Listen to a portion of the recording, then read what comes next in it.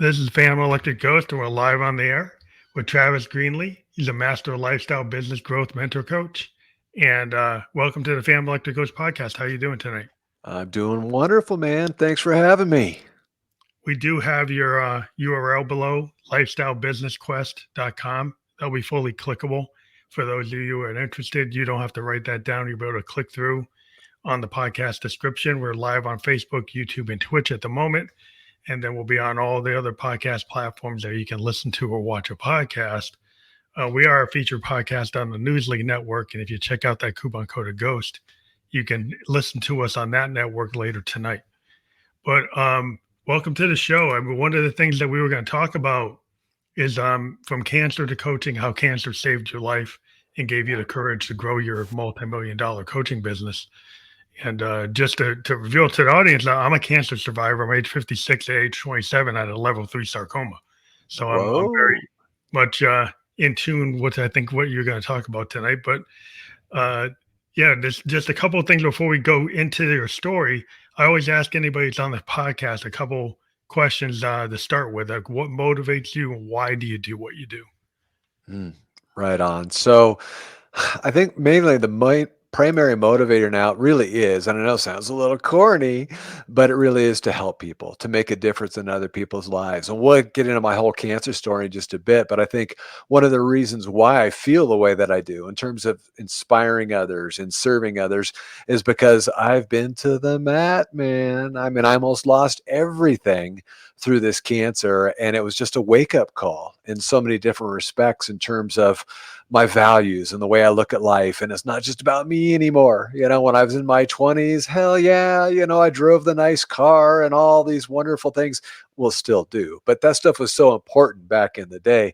Now it's not so much about that. Now it's not so much about like the stuff and the things. It really is about enhancing lives. When I see somebody else light up and I see them get inspired and I see them be able to create the lives that they want by coaching and serving others, there's just no better feeling. It's the ultimate high, if you will.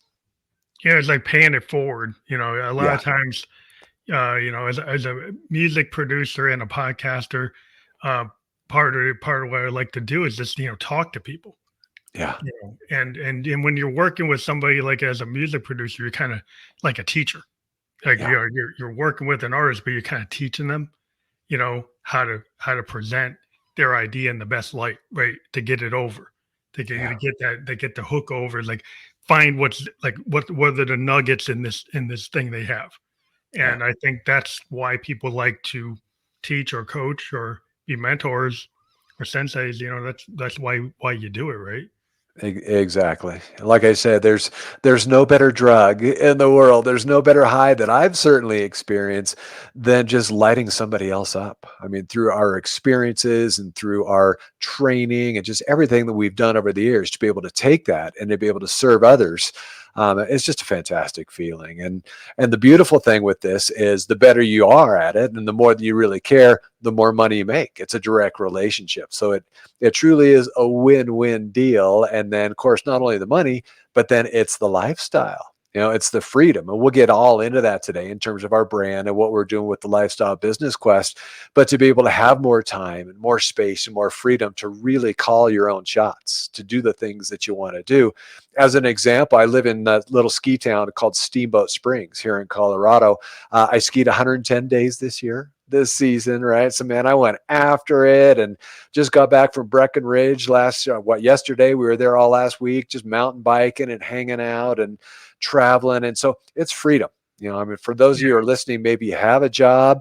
I get it. I was there way back in the day, but I can tell you, having that freedom to do your thing, to call your own shot, and to spend your time doing the things that you want to do with whom you want to do, whenever you want to do it, there's just nothing better, man. There just really isn't.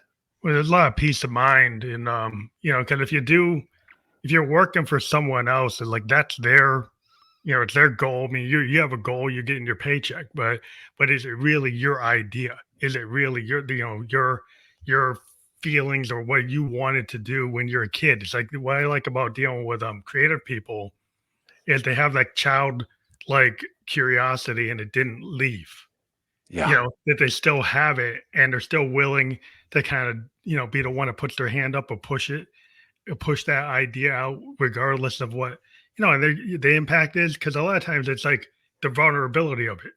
A Right. lot of people are scared to be vulnerable. The singer songwriter, like, we have to be vulnerable. Sure. That's our trade. Right. But like a Exactly. lot, but it's for a lot of other people, it is their trade too. It's like how you bring your secret sauce of you Yeah. to the world, right?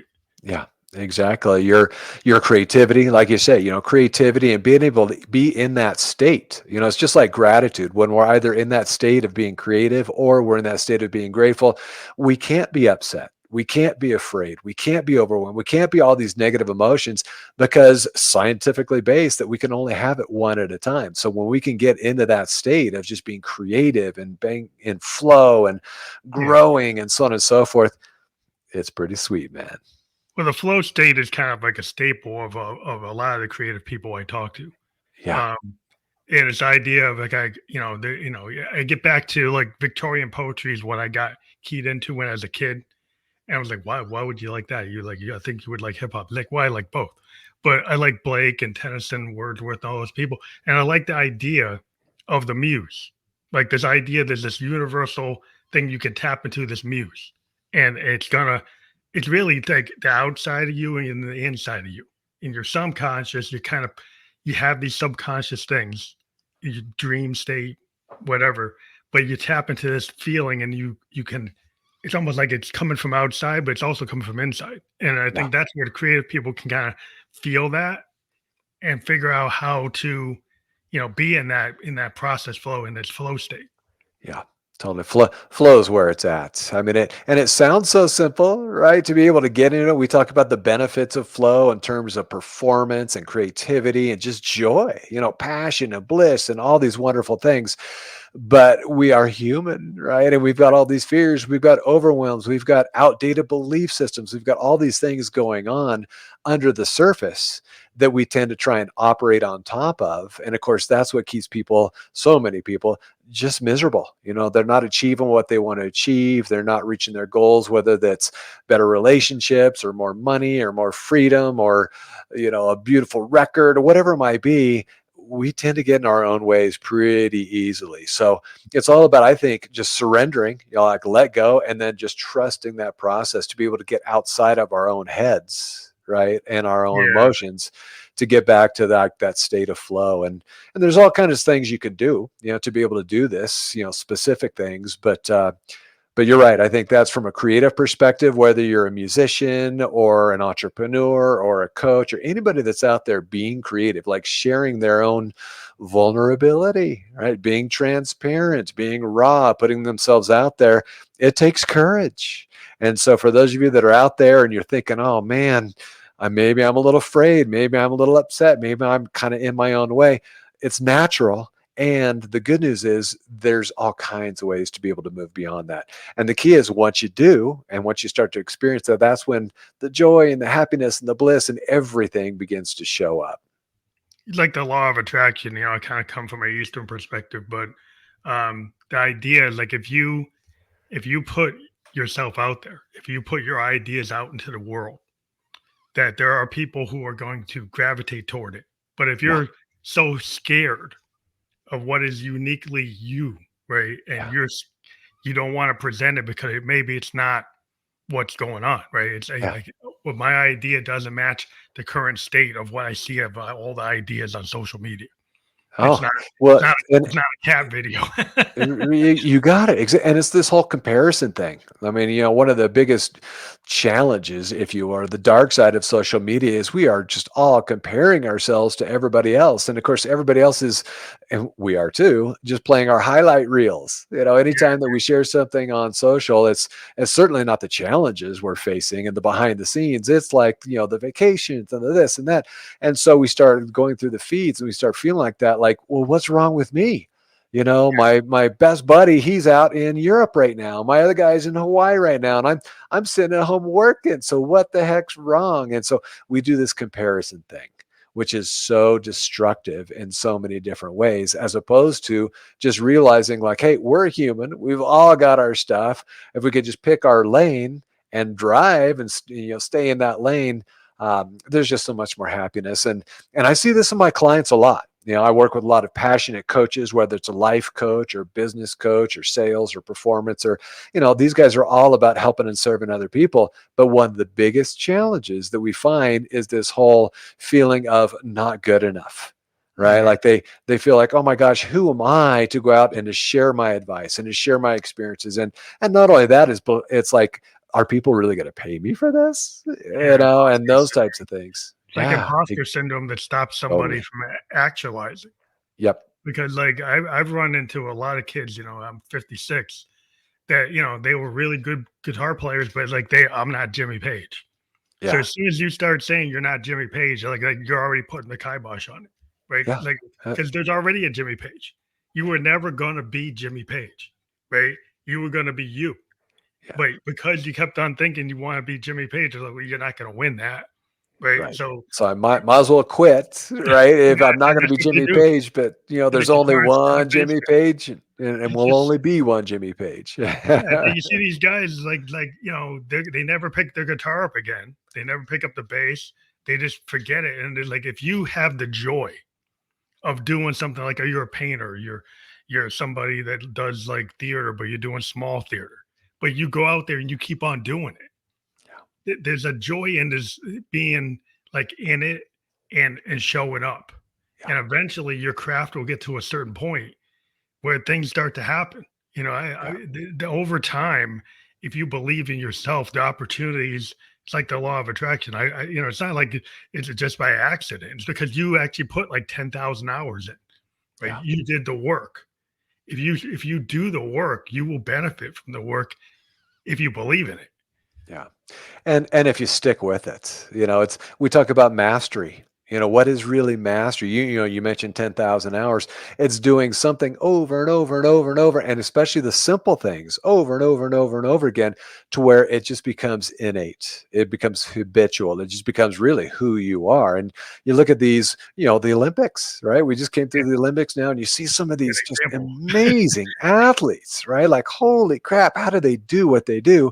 But they've done the work and they've created the mastery and they put in the time. So I think, to your point, rather than comparing ourselves to other people and saying, "Oh, I'll never be the Michael Phelps of the world," right? So why even swim or whatever it might be? It's not so much about other people, it's about our own personal growth. That's truly where the excitement comes from, and the passion. And it could be incremental growth, right? We could have these big quantum leaps and see some major things happening, which does happen, or the day after day after day, 1% better, 1% better, 1% better.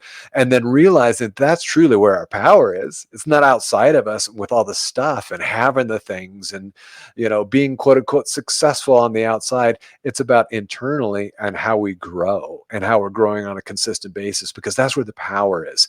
And when we can reconnect to that, it's passion, right? It truly is bliss. We don't need to have all the stuff. I mean, all the stuff is nice, right? I mean, Mhm. I've certainly got all the material things and have over the years, but what I've realized, even because I have that, is that stuff isn't that important. What's really important is, like you had mentioned, creativity. Getting out Yeah. of our own way, focusing on growth and mastery and expansion on a continuous basis. And then again, as I do, and with the coaches that I work with, we get to help other people to do that as well. So it's not only ourselves, it starts there, but then it duplicates and expands and it just gets bigger and bigger and bigger and bigger. So it's flow. That's what allows us to get in that state of creativity and flow. And again, when you're either in gratitude or flow in that creative state, you can't be upset. You can't be afraid. You can't be fear based. You can't be any of these negative types of emotions that so many people are absolutely consumed with. So if you are, and if you're listening, there are ways to be able to move beyond this. And it's not hard, but we've got to have Mhm. that process, got to have the systems to be able to get out of our own way. Yeah, you need that kind of roadmap, because a Yeah. lot of times, if you're an author, you start to world build, you start to character design, you start to, you're a musician, you start putting basic tracks down. Like there's always like a path, but some people don't know how to get to that. It's like I don't know Right. how to get to the character design. I don't know how to get to the basic tracks. I don't know how to get to the actual outline. And Yeah. so they need somebody like yourself to kind of guide. And like, what was your backstory to want to be that guy? Great question. Well, I started out as crazy back in my mid 20s. So I'm about your age. I'm 57, right? So we're both a couple of old wise guys, right? We've been around the block a time or two.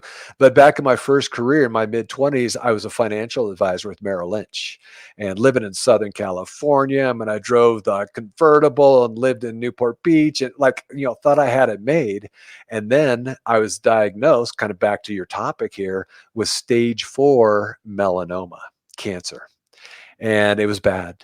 I mean, my oncologist gave me a 50% chance of living beyond 2 years, and it was a scary time, right? Again, they gave me all the surgeries, and I went through chemo, and I'm just nasty, nasty stuff.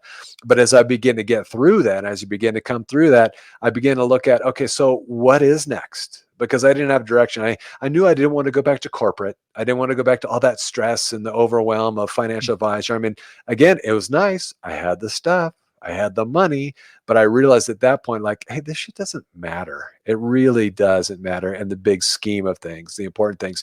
What really matters, certainly today and then back then as well, is freedom. Hmm. Being able to call our shots, to do the things that we really want to do. So is an interesting story. I was just coming out of the cancer and I was in a transitional phase. I wasn't sure what the next stage was. And I went golfing. So I was golfing here in Steamboat. I live in a little ski resort in Colorado, and went golfing one day, and they hooked us up. So I was there alone. They hooked me up with another older gentleman named Sandy. And so, yeah, we decided to play together. We got to talking, and crazy coincidence, right? Again, if you believe in coincidences, but Sandy Vilas, we started talking. He's like, well, what do you do? I'm like, well, I'm kind of in transition. He's like, well, I am the leader. I basically started the life and business coaching industry. I'm the pioneer of this thing. I'm the first president of the International Coaching Federation. He was the CEO of Coach U, which is the first coaching school that taught coaches how to become coaches. And I mean, how crazy is that? How random? And he's like, well, you ought to be a life coach or business coach. I'm like, well, what's a life coach? Again, this is a long time ago. Now 8 of my neighbors are life coaches. They're everywhere, right? So it's grown like crazy. But I was like, well, what is it? And he started telling me about it. I'm like, well, that sounds sort of interesting. And he's like, hey, I got this convention down in Denver this weekend. I got the big suite. We're hanging out. He's like, come on down, party with me. Come meet some folks. I'm like, hell yeah. I'm like, I'm game. So went down, brought my wife down, and we met everybody and all the players and learned and grew. And I was like, this is it. I mean, hook, line, and sinker. I'm like, this is exactly what I want to do for the rest of my life. And so I took my background from Merrill Lynch in terms of business growth and scale and strategy and so on and so forth.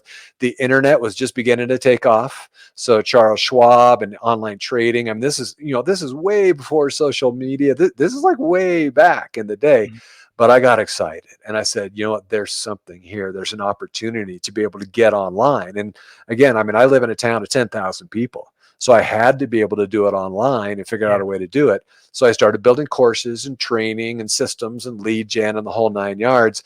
And it's just continued to evolve and evolve and evolve. And now we've got AI and we've got all these amazing opportunities that we didn't have back in the day to be able to grow a successful business. So it's been an amazing ride. And I can tell you, no lie, there's been ups and there's certainly been downs through this process as well. And so, I've definitely had the dark night of the soul. In fact, many of them over the years, but overall, it's been a fantastic ride. I'm financially free. We've helped over 5,000 clients now. We've got over 500 earning $250,000 a year or more.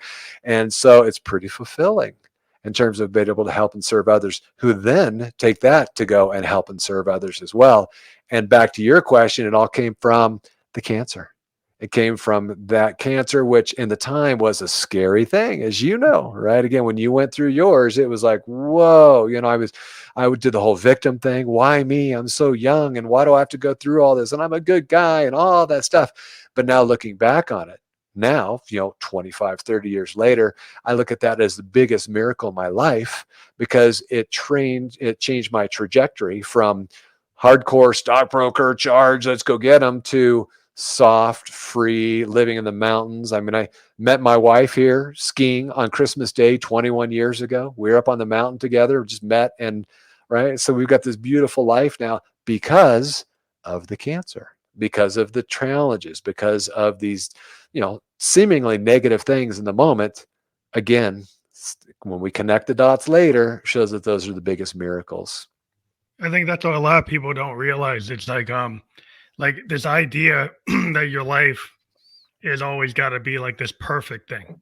Like I think a lot of people make a lot, being a songwriter and also in the creative space, it's like a lot of times it's the trauma informed situation Yeah. that creates the work, right? That creates the opportunity. A lot of times, like it's not the happiest points in your life that usually generate the best song.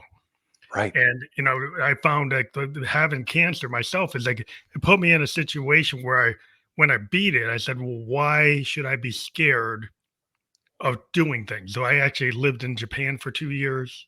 I got married. I was able to, get into, being instead of being in the back in my bands, I got to the front. I started, singing the songs, writing the songs, and doing the podcast. And pre-cancer, I wouldn't have done that. I was Mm, kind of somebody who would like to be in the back, mhm, wouldn't want to go to the front. And mhm. it changes my mindset in terms of like, what am I scared of? If I can beat Yeah. cancer, then I can do anything. And Exactly. I was like, why not? That's so huge.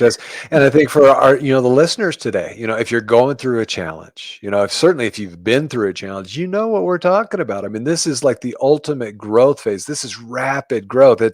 I always say breakdown, breakthrough is like two sides of the hand, right? You've got your breakdown, and the bigger the breakdown brings, the bigger the breakthrough on the other side of that. If we could just have the belief, if we could just have the trust, if we could just surrender to the process, that's truly where the magic shows up. But so many of us get so caught in just like the day to day and the pain and the victimhood, and it's so wrong and it should be easier and all these types of things, as opposed to realizing again what a miracle we have in this life. Yeah. And I know it's crazy because, man, I mean, the world's crazy. We got politics, we got all kinds of shit going on right now.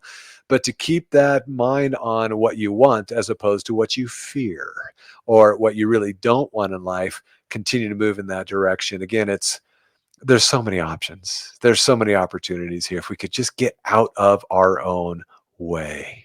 But you gotta, the abundant mindset instead of like this mindset where you're continually lacking. A lot of times because it's the comparison trap, and then you don't think you made any wins because you're not Bill Gates, right? You're not Zuckerberg. So of course, if you put it in that category, well, you didn't win at that level. No, you didn't. But maybe you won these little micro wins. There are a lot Yeah. of people, they shoot themselves in the foot because they're always down on themselves. And you gotta take the win when you get it. Yeah. You gotta let it kind of take it and actually propel you, you Yeah. know, toward the next thing.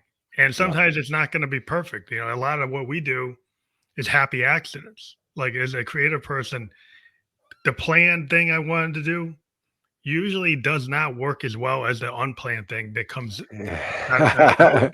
And if Right. just no one Spontaneity. yeah, no Yeah. one when to go with it. Like you knew when to go with. Oh, you met the guy on the golf course. It's like I'm going to go to that party. Yeah. There are people who say, "Well, I don't know if I'm going to go." Then they never take advantage of the things that are brought to them. They don't pick it up, right? And Right. so if you don't pick up the little hints that the world gives you, then you might lose out because you're always like, "Oh, I don't know, that's not going to work." So immediately you say, "Well, it ain't going to work," so you don't go. It's fear, and I see it all day long, every day. People that I talk to are like, "Why should I? Well, I'm not sure it'll work out. Why put in the effort? Why have a podcast? Why work so hard? Why put so much time into it? Like, does anybody care? Is anybody listening? Is it like that kind of stuff?" As opposed to, look at this amazing technology that we have available today, and how much easier podcast has gotten, and we can start it on a shoestring budget, and we can be able to get our message out and really make a difference in people's lives. And right, so it's the glass half full or the glass half empty, like which way you're looking at things. And so much of that, again, the half empty is, it's conditioning, it's outdated belief systems, it's how we're wired. We could go all the way back and psychoanalyze the whole situation. But the reality is like, look, we are human beings, we've all got our shit. We all do. And just a matter of like, okay, so we realize it, no shame, no blame. Let's just figure out what works for us in terms of having our needs met, keeping our focus on what we want, and go to work, man. Just get that work done consistently, day in and day out. So what kind of challenges are you facing as a coach now that there's so many people, like you mentioned, like even in your own neighborhood, there's a lot more, there are a lot more coaches, Yeah. but Oh, then gosh. the world is pretty big Yeah. and you're not just in Colorado, you're all over the world on the net, Right. but there's so many more coaches, like there's so many more podcasts. So how what are your challenges, when you're facing today based on the saturation in the market? You got it. Great question. And it's something that we're all, as coaches, experiencing right now. I think the main theme, in fact, I just did another podcast earlier today on this, is we are in a trust recession. A trust recession. And basically, what that means is nobody trusts each other anymore. We are not only skeptical, we are cynical. Right. And so think about, we don't want to be sold. We've been sold to. We've bought the programs, we've hired the coaches, we've done this stuff, and maybe haven't gotten the results that were promised because there are just so many people out there now, especially post COVID. That's when I really saw it and really felt it is, man, COVID. Now you got all these people coming onto Zoom, right? They're all coming into the virtual marketplace and they're quote unquote coaches and not certified, have no skill sets. I mean, maybe take one course and, hang the shingle that they're a coach. And so that becomes your competition, Mhm. all around the world online. So oversaturation for sure. The second thing is trust. Nobody trusts each other anymore. And rightly so. Again, with this political environment we've had for years, we had COVID, we've got the print media. I mean, it's a circus, man. Again, it's just crazy out there. So we got to realize it for what it is. There are a lot of people like, oh, it's over. It's done. Coaching is dead. It was a great industry, but no longer anymore. And I couldn't disagree with that any further. Again, coaching is still absolutely booming. It's grown quickly, of course, over the last 4 and 5 years post COVID. But the thing is, most coaches that I see and most coaches that I talk to and experience have more of a coaching hobby than they do Mhm. a coaching business. Career. And so they're out tinkering. Right, they're playing, they're tinkering. They might have a free, clients that they're coaching for free, or maybe one or two little one-on-ones or whatever it may. So they're just tinkering with it. They're just playing with it, as opposed to seeing this for what it is, seeing the opportunities, seeing the potential, seeing the ability to serve others and to make a great income, 6-figure, 7-figure, multiple 7-figure on an annual basis, and it just continues to grow and grow and grow. I've got a small team of 15. Again, I work out of the house here in Steamboat Springs, Colorado. We've got all the freedom and so on and so forth because of the systems. We've got AI now. So, as an example, what used to take us working with my clients, say a month to design and develop their course and their program and how they're going to help and serve their clients. We've got AI course builders now where you could punch in a little bit who you help and how you help them. And literally within 3 minutes, it'll map it all out. And then we customize it and set it up, create the content around it. So to be able to have a 7-figure course, to have a world-class course where you can make a huge difference in people's lives, way easier than it used to be in the past because of AI and because of some of these new technologies. We've got voice cloning. We could do short form videos now with cloning. There's all kinds of cool things, and it's just on the forefront of this. Again, we're just getting started with all these new technologies, these new developments. So to answer your question, yep, it is crowded. No doubt about it. We are in a trust session, so nobody trusts each other. So by getting yourself out there, for instance, being on this podcast, right? Again, we now have the ability to connect with people all around the world instantly. They've got services like Podmatch it's like dating, speed dating for podcasters and guests. And, they hook you up through the algorithms. And so things that we never had 5, 6 years ago, 7 years ago, to be able to connect and to be able to get in front of way more people, the ideal people, to truly make a difference. So it's all about exposure. It's getting in front of more of the right people and then building that brand with authenticity, with vulnerability. Again, building that bond of trust through telling your story. You've heard the phrase, facts tell, stories sell.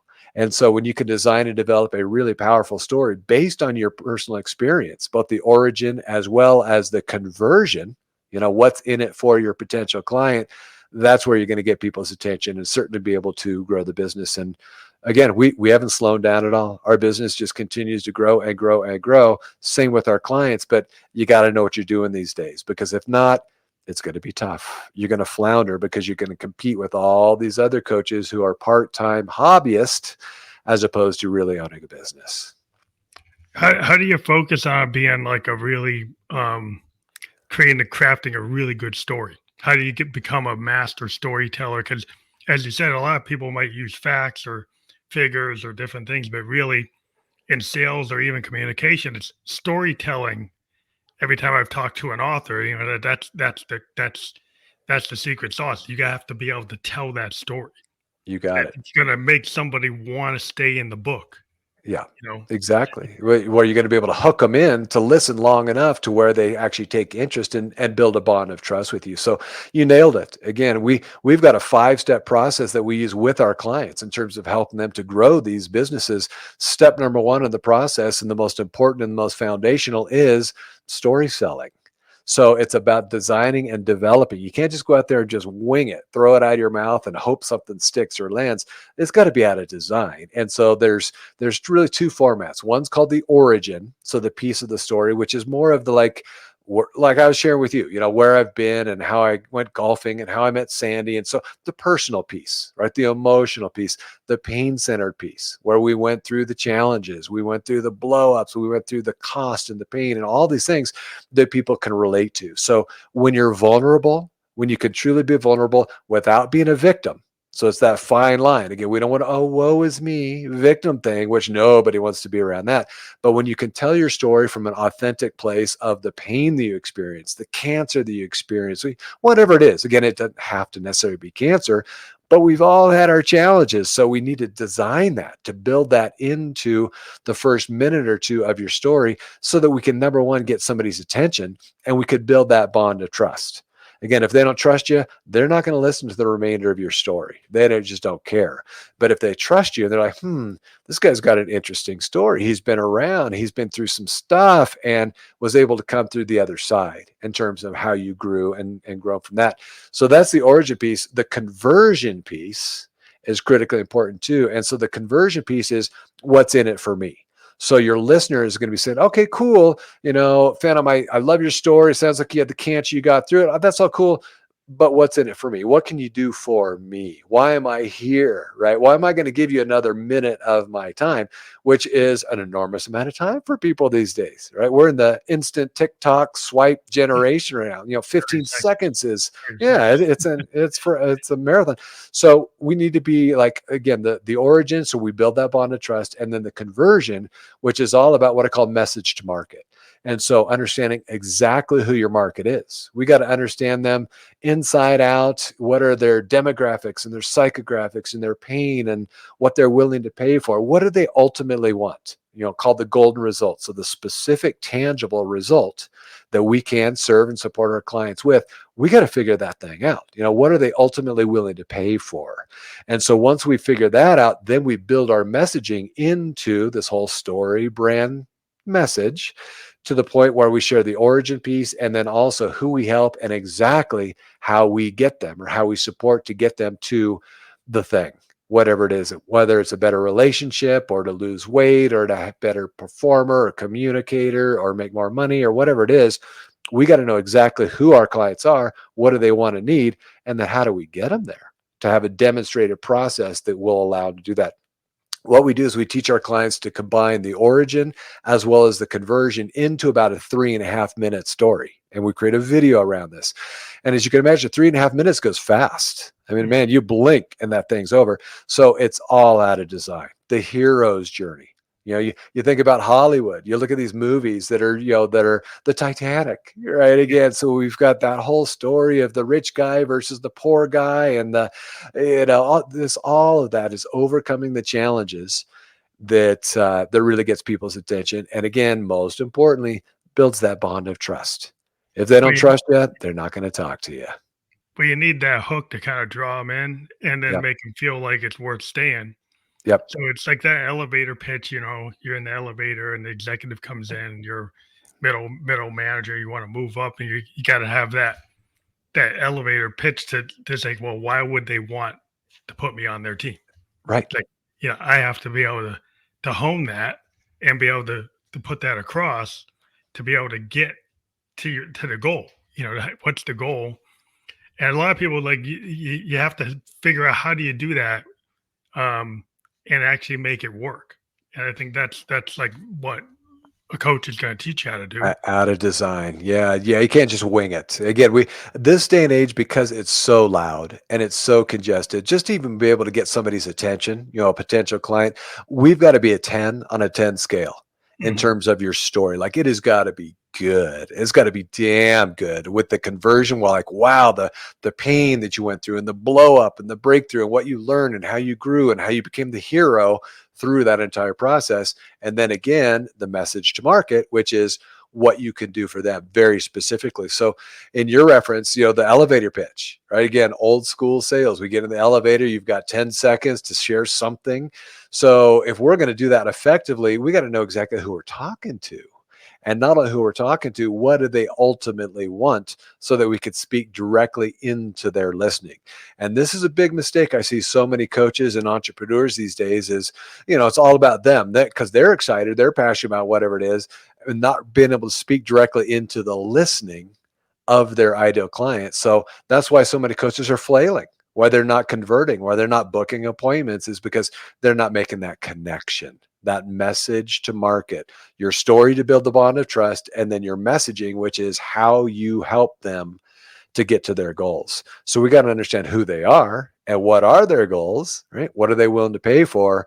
And then you've got a documented process to be able to get them there. Because here's the reality again, in our trust recession, what we're all looking for is a high level of certainty, right? People are coach shopping. If you're going to go out and hire a coach, it's like, all right, just show me exactly how you're going to get me to X, Like Y, a Z. bang for What the is buck. your process? Yeah. What's the ROI? If I'm going to invest 5 grand, what's my return on investment? And you show me how you're going to help me to get it. I'll do the work. But if you got a process and a program, which of course is the importance of having a world-class program and a course to be able to work with and support your clients in that journey.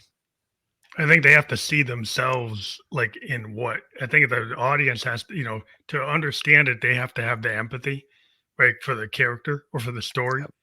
Yep. and see themselves in the story. Cause I think that's what most people they connect. It's like this frequency thing. Like if you're a musician, right, you have situational awareness, right? If you're playing and it's not hitting, then you have to adjust it so you're on in the right frequency so the crowd picks up your vibe.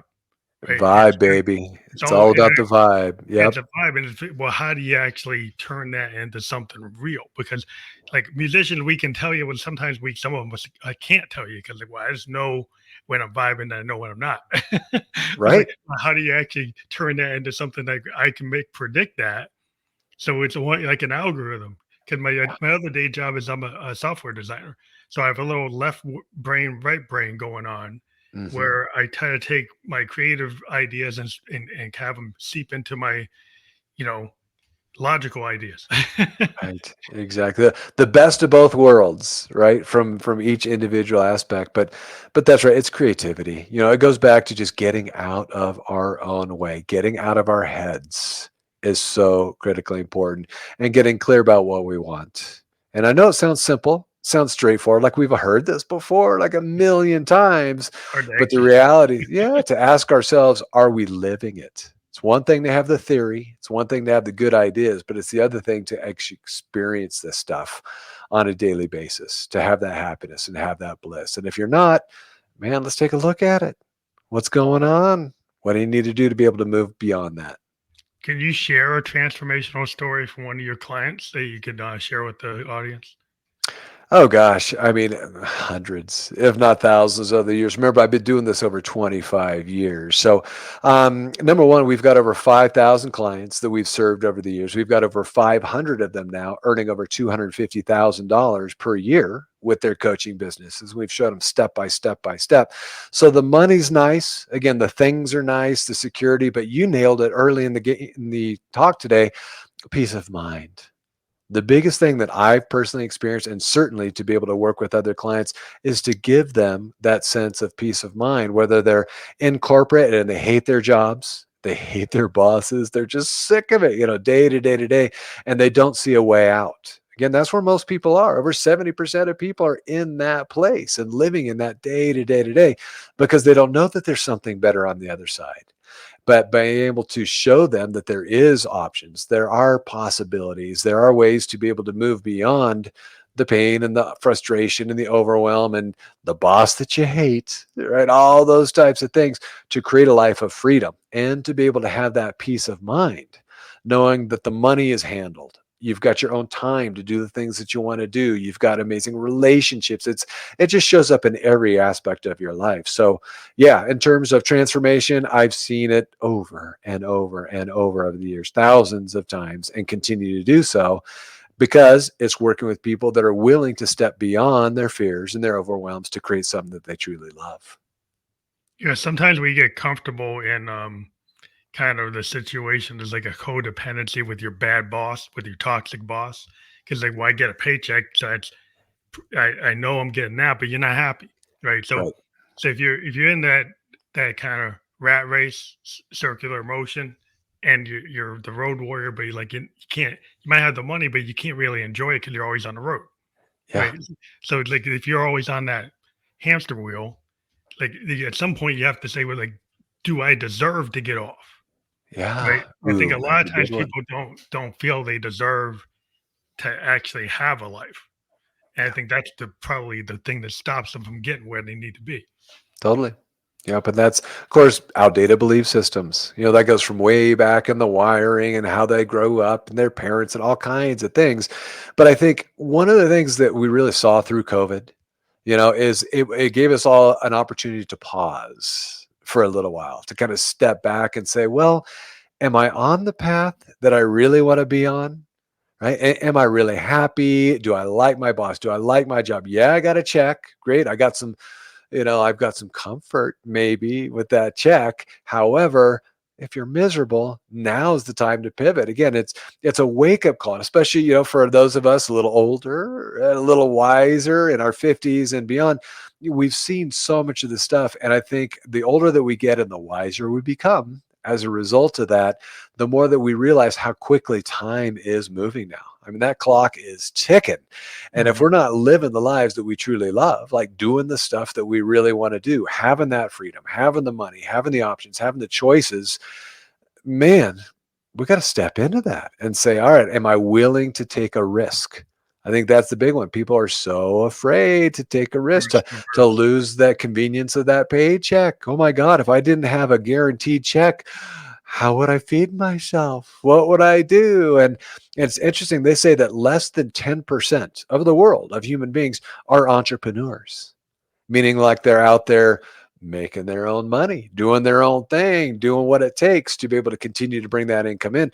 Because most people, over 90%, just don't have the intestinal fortitude, right? They don't have the ability to like see beyond the day-to-day paycheck in terms of what's truly possible. And of course, as we all know, the growth, the happiness, the expansion is outside of our comfort zone Yep. every time. And so by pushing out, yeah, it's scary. Yeah, it takes a little risk. But here's the question I got for you. If not now, when? Right? Look at our world. Look at post COVID. It's like all these changes, all these craziness. It's like, man, oh man, time to make a move. Time to step up and to really create the stuff that you want. Yeah, because there's a big, we're in a major transformational moment Yep. in terms of the AI and the robotics all kind of colliding at the same time. And so if you're somebody that's like, well, I'm working this Fortune 500 company and I've been in this role where, there's a lot of AI and automation and robotics is going to take away Yeah. your comfort zone, right? Which was not comfortable in the first place. Because Exactly. you would, so then you're going to be forced to kind of get into this, which would kind of kick you in the butt to say, maybe I need to take some of these ideas I had. And because there's like all these technologies that I can scale things with the AI, with the robotics, you with 3D printers. It's like there's a lot of stuff that you could do as a Yep. micro business that you Yep. could have never done 10 years ago, 5 years ago. Yep. And so Without these doubt. things that you could get into with the right coaching and the right advice and consulting, that you could take your ideas and actually be your own boss. Yeah, And like that's where people have to like figure out like who's gonna help serve my dream. Who's gonna exactly. help me like enable that dream, Yeah, to self actualize. I always talk about like David Bowie, like self actualized, yeah. right? He took the idea of Ziggy, this fantasy character, and he made it happen. It's all in his head. It was all made up, right? It was this character theatrics, but You he took got it. that and he And made and it happen. and probably some good LSD at the time too, I would imagine, right? But he tried to, play like the Beatles. He tried to be like David Jones, and he tried to wear the suit and tie, and he looked like that. And then he said, "Well, what if I take it out there? Yeah. What if I go and take theater and science fiction and throw all this stuff out? Yep. And What if? what if you Yeah. do that and you actually become that person? What if you were like a method actor? What Yep. if you guys indulge like a very radical thing to do?" And he did. And then he You got it. continued to shapeshift. As he was like, he had this statement. He said, "I get bored unless I'm treading water artistically. I have to put Yeah. myself in situations where I might be treading water. Like I'll go sing with Luther Vandross. I know he sings better than me. I'll play with Stevie Ray Vaughan. I know he plays better than me. But I'm going to those people, working with Brian Eno, because I want to push myself Yeah. into a place where I wasn't comfortable, Yep. but I'm going to get a Outside. new result." You got it. Outside that comfort zone. You just absolutely. And I think one of the reasons why people are so afraid to do that is we all feel like we got to have a sense of certainty about our future. Like we got to know what's happening in the future. We got to know what's happening tomorrow. And like, man, if I don't know, like what if things change? What if? But when we can, right? When we can get to the point of just letting go of that and surrendering and realizing, like, man, things are going to change. There are things that are outside of our control. However, when we can step back and say, what do I really want? Like start there, pull out a pad of paper. Get as simple as you possibly can and start writing out, what do you want? Just dream again. I think so many people just stop dreaming because they're so stuck on this path and they're so miserable because they feel like they need to know what the future holds for them. But as we know, with politics, with everything else going on, we have no idea, really, from the big perspective, what the future holds. But when we can get excited about it, when we can see this as like an opportunity to be creative, you mentioned AI and some of these new technologies that are coming on, there's going to be so many opportunities for all of this, whether it's within coaching or being an entrepreneur, or having your own business. And I mean, like we've never had before in history for those who are open minded, for those who are willing to get out of their own way, to move beyond fear, and be okay with not knowing what tomorrow brings. To be able to be in the moment and be present and take a risk, because when you do, you're going to overcome that fear. You're going to get super excited. You're going to get super passionate. And man, shit's going to start shining. It's going to get really bright and really exciting for you. Yeah, I think it's a good strategy to kind of, be that David Bowie treading water to a certain extent. Yeah. Even in like in the IT world or software world, we can't just we got people that say, well, I'm a COBOL mainframe guy, and that's what they stay as. But a lot of times in our industry, things just shift, exponentially. Now we're living in the AI world. It's not at all what the COBOL mainframe world was, and so in my role as in that role, I've had to kind of reinvent myself all the time because the Yeah. technology is always exponentially changing. And sometimes you might go into a role and you're not the machine learning expert, but you've done some coursework, you've done some work, and you take the risk. It's like, hey, I'm going to jump into this role, but I'm passionate about it and I want to learn, and you put yourself into it, and you can push yourself into things where you're a little bit over your head, but because you've got the passion to do it, that you're going to do the work. And I think that's where you kind of have to be on that kind of needle's edge, Yeah. razor's edge. That the kind of, bleeding edge of AI, yeah, in a lot of respects. And it's interesting because I've got, people, for instance, my parents, and God bless them, they're in their 80s and so on and so forth, but they're like, oh, this AI stuff. They're just going to come. I don't even want to know what this stuff is. They're just coming to sell me stuff. And they're trying to this and trying to that. And I smile And I grin. I'm like, there are a lot of people that feel probably the way that you do. And, by being closed off, they're never going to learn. They're never going to be open. They're never going to be able to truly experience the possibilities and the options that we have now. So my advice is be open, man. Don't be closed, right? Open mind, open to opportunities, open to changes, and not have to, again, know what the future holds for us. Be excited about the unknown as opposed to afraid of the unknown. Well, the One unknown, slight little paradigm shift makes all the difference. well, the unknown is like that's the X kind of factor, but that's like the known. The unknown is Wow. the known unknown. So, because there's Right? always something that you don't know, Yeah. and you're trying to look for predictability, right? So you never know when that unpredictable thing's going to happen. But if you're in the point where it's not like chaos theory, but like if you're more willing to be in a flow state and take things as they come, and it's kind of, this is an example of music, right? If you're a musician, like a jazz musician, and somebody like Herbie Hancock plays the wrong chord, Miles Davis didn't stop the song. He changed his notes to match Herbie's chord, and it wasn't the original arrangement. But that's kind of like living in a moment and dealing with that chaos and not actually stopping the song, but evolving the song. Right. If you can learn how to roll with the punches, Yep. if you can roll with that no bad note, it's an opportunity to Yep. evolve the song mindset, then you're not going to be the guy saying, oh, this band keeps on ruining the song because they're not playing it the same way every day. It's like, well, maybe we shouldn't play it the same way every day. Right. It's all about being creative. And like you mentioned, some of these the most amazing musicians out there in history, I'm sure it's, the first take didn't come, the second take, the third take, and it's just all continue to morph and get creative and creative and creative to where it is today. So again, being open to the possibilities.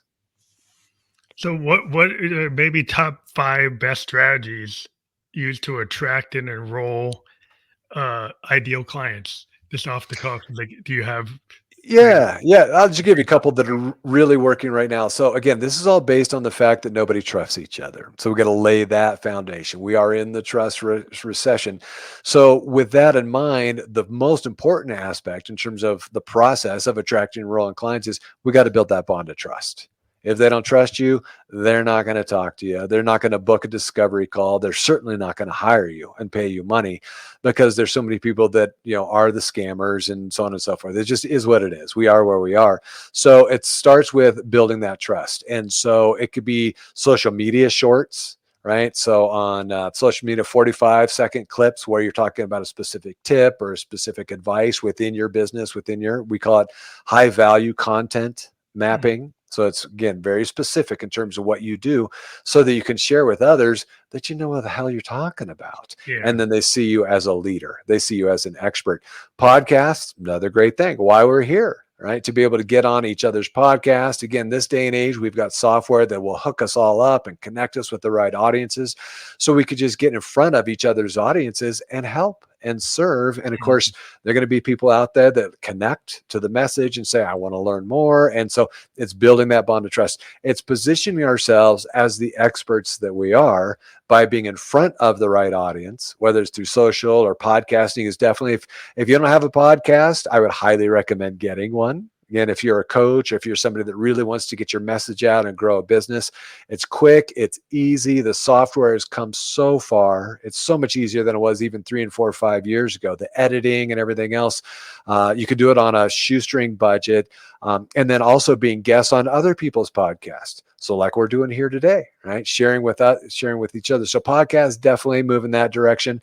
AI now is cloning. And so we're now at the stage now with companies like HeyGen and 11 Labs and others, where we can create voice content and video content using clones to the point where we can mass create and we can create content at scale now. So much quicker, much easier. You can't tell the difference between the real and quote unquote the clone. It's still your message. It's still you doing the thing, but it just saves you a fraction of the time.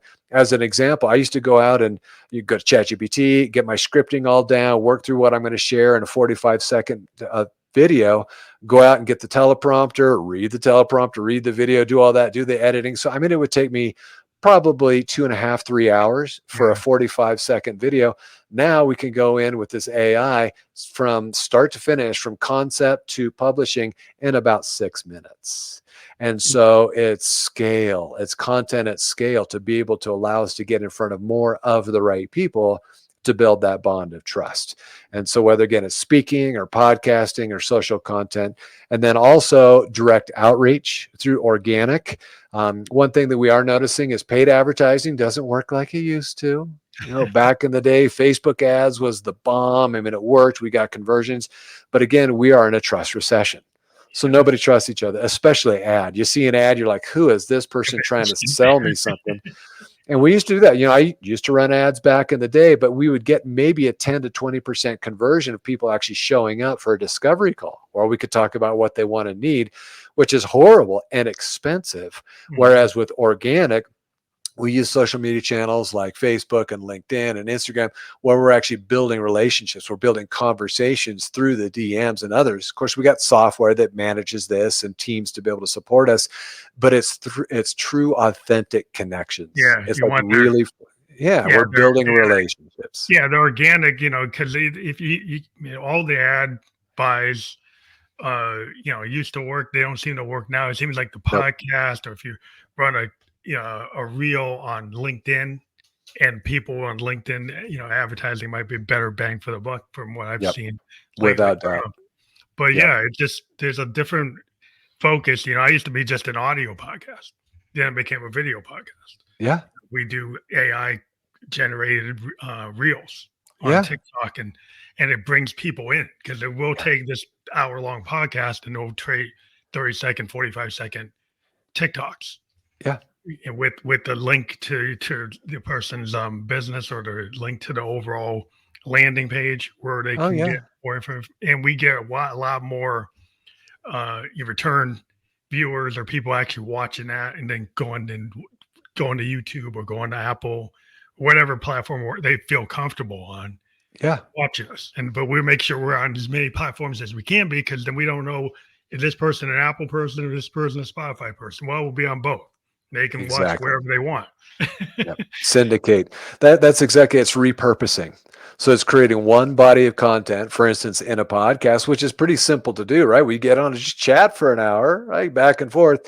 And then now taking that and using software like Opus Clip. I highly recommend it. It's called Opus Clip. Literally, you'll pop in your video there, and the AI will go through and will segment that. It'll repurpose it into whatever length you want, 1 minute, 3 minutes, whatever. It'll add B-roll. It'll add captions. It'll do all that kind of stuff for you with the push of a button. So you create the content for an hour, and what we can do with this now is we can create 25 to 50 videos that we could then schedule through a distribution or syndicated software that'll send it to all of the social media platforms to get us in front of the right people. So it's visibility is what it's at. Just use the tools, and it's like, this is like, an artifact. It's it's like your resource. It's like each podcast becomes a resource that can be mined to actually focus on certain key points, and then push that to your overall business plan, or what you want to do for your strategy. And that's why it's great, because like you don't know what you have until you start mining it and looking at, I actually have something here that I could repurpose and reuse, and recycling's good. It really is. I mean, it's just, and it's not like we're being lazy, right, or doing anything wrong here. It's actually being very smart, because we now have the software that allows us to do this and to be able to save a ton of time. Again, it's building that bond of trust is what this is about. Connecting with the right people, the right audience, who have a want, they have a need, they have a desire. We share our professionalism, we share our experience by giving value, giving tips, tools, resources, and then letting the chips fall where they may. So rather than chasing clients, chasing people, come on, you need to work with me, and here's why. What we do is we allow people to see us in action through syndicating and through repurposing and through the software, and let them make the decide. So we're attracting them to us as opposed to chasing them. Again, you mentioned the law of attraction. There's a huge law of attraction here. It's all about the vibe, putting out that high vibe with the right people, the people you can best help, and let the chips fall where they may, baby. So if people click on lifestylebusinessquest.com, what will they find there? Because we're closing out at this point, but Yeah, you got it. So I've got a kick-ass free masterclass. So it's a 14-minute video training that shows you exactly how to do this, right? If you're thinking about wanting to become a coach or build a coaching business or scale a coaching business, this shows you our simple 5 steps. It's got the screenshots. It shows you all the software we talked about. I've got a blueprint. I've got a checklist. All that stuff is all downloadable for you. So it's quick, easy, 14 minutes, free. And so if you're even interested or remotely interested in building a coaching business or growing and scaling a coaching business, if you already have, check it out. I think you're going to dig it. And if I can support you in any way, I would certainly love to do anything I can for you. that's great. Well, I appreciate it. I think our audience will appreciate it. I want to thank you for being a guest on the Family Electric Coach podcast. I think it's been really enlightening, all the things that you've brought to the table tonight. And thank you again for being on the show. You bet. It's been a blast. Thank you. Have a good night. You too.